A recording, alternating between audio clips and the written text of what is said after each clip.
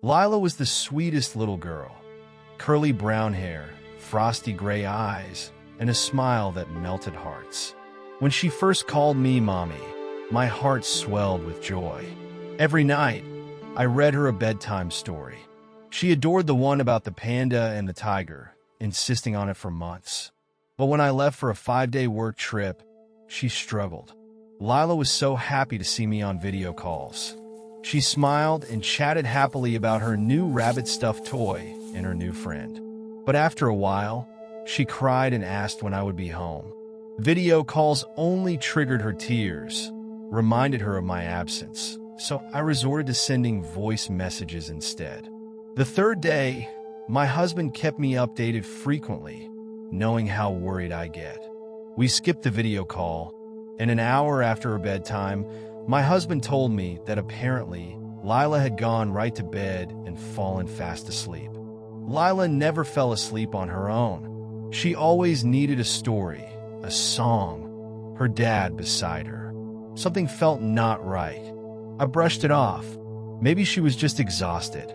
The fifth night, right before I left the hotel to catch my flight home, my husband video called me. It was about an hour after Lila's bedtime, so I figured maybe he had some trouble putting her to sleep. Maybe she wanted to see her mummy before she slept. Excitedly, I swiped to answer the call, grinning ear to ear. "Do you hear that?" he asked.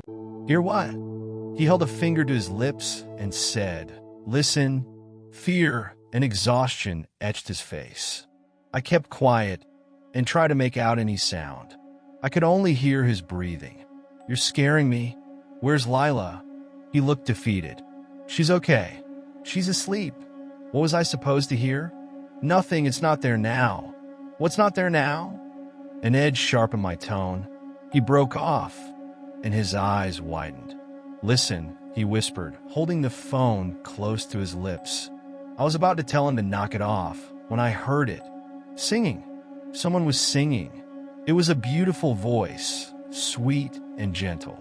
Yet somehow, it sent chills stabbing through my spine. When the wind blows, the cradle will rock. The faint notes wafted from somewhere to my husband's side. "It's the child monitor," he whispered. I switched it on the last couple of nights. "Someone's been singing to our daughter. Get to her now, go." I yelled, and he pulled out one side of his earpiece. "I've tried," he whispered urgently, cutting me off. "Last night and just now. I ran in every time. There's no one in there with her." He sounded hollow. I could still hear the singing and made out the words.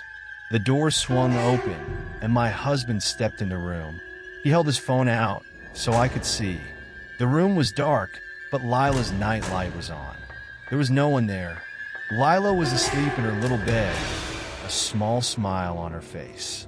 The singing had stopped once he entered. There was only the sound of Lila's gentle snoring. He backed out of the room and shut the door. "You see?" he whispered, walking back to the living room. "No one. There's no one there." "Did you check the windows?" I asked. I knew there couldn't have been time for anyone to climb out of the room. Still, I had to be sure. They are locked, as usual. No one was in the cupboards, too. I checked. I felt a cold vice tighten around my neck. I hadn't thought of checking the cupboards. "Check it again now," I commanded. He sighed and went back in. "It's really cold here," he said quietly. He looked everywhere, and I supervised, pointing out possible nooks and crannies. Nothing. He showed me that the window was still locked. When he went out to the living room, we were both quiet for a while. What was singing to my daughter? The thought hammered away in my mind. My chest squeezed painfully, and cold sweat began to seep from my forehead and hands. My husband had sent me a short video. I clicked on it, but it took forever to download on the plane's Wi-Fi. I had to restart the download multiple times. I kept clicking on the download button, hoping that the Wi-Fi would be stable enough for the video to go through. The video loaded. I tapped on it multiple times, legs shaking with impatience. It was an 8-second video. It showed darkness. Then the vague lines of Lila's room took shape. Singing. Over the cradle, mother will sing. My chest tightened painfully. The view shifted to Lila's face. She was awake, staring at something above her. "Mama," her cute little voice sounded. My heart sank. The video cut off. I nearly screamed. It finally hit me. What could be singing to my daughter? My heart in my throat. I typed in a name I had forgotten about for the past years, but will always remember. Haley Bowden, Lila's birth mother. It was a semi-open adoption. I knew who the girl was, met her once, but never again. She never contacted me, and neither did my husband. We would only let Lila know of her if ever she expressed a desire to know her biological mother. A selfish part of me wanted to be the only mother Lila knew. Haley was a drug addict.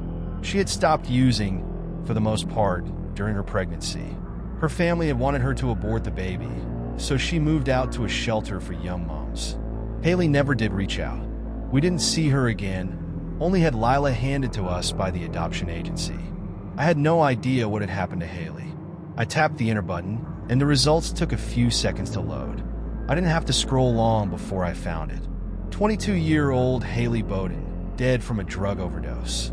Her body had been found tossed out on the streets. She had died just 3 months ago. My heart sank, and a hollow blossomed within my chest. Haley was dead. I should have reached out. I should have offered help, shown some compassion for Lila's biological mother. Something clicked in my mind, and I went to my email. I typed in Haley in the search box. Nothing. I breathed a sigh of relief. Then I tensed up again. I went to my spam folder and typed in the same search term. There it was, an email from Haley. A warm, sour sensation welled up in my eyes. She had reached out, and I had missed it. She needed help, and no one gave it. Tears spilled over, streaking my cheeks with guilt. I froze as I reread the message. Sing to her. And it was the same song that we were hearing from the baby monitor. Thank you for staying with me until the very end. If you enjoyed this journey into the shadows, please hit that like button and subscribe to the channel. Your support helps me bring you even more gripping and thrilling experiences. Until next time, stay curious.